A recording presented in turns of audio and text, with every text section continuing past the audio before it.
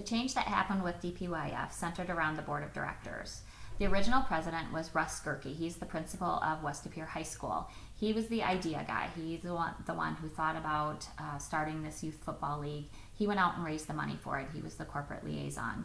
The original secretary was Jim Finley, and he was the principal at the West De Pere Middle School. Jim was more the worker guy. He did all the email correspondence, started up with the insurance and the equipment and everything like that.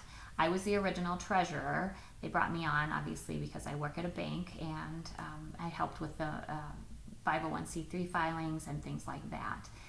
So after 2 years, Jim and Russ resigned. Russ gave us some heads up. We knew he wanted to back off and spend his time doing some other volunteer work. Jim actually left rather abruptly due to some personal reasons.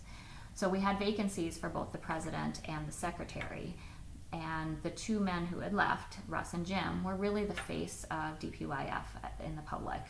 And they were very strong personalities, and they had gotten our mission statement out there that it was a learning league for youth football, and really believed in that. The two men that took over, Jeremy took over as president and Adam took over as secretary. Neither one of them had been on the board before. They both had children who played in the league, but they had not served on the board before. There was no election, there was no selection process or interview process. Basically, they showed up at a meeting and volunteered to be the president and the secretary. Now, unbeknownst to the rest of us, Jeremy and Adam actually had some personal conflict beforehand, before taking over as DPYF officers. So that made future meetings rather tense. The issues that came up after that ended up with Adam resigning.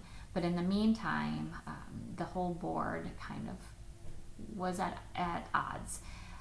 We doubted whether or not Jeremy and Adam really understood what the mission of the organization was. There were discussions on making the organization more like a Pop Warner, with keeping score and opening up plays and things like that. And it really put some doubt in the rest of the board's mind as to what was going on and what direction DPYF was headed.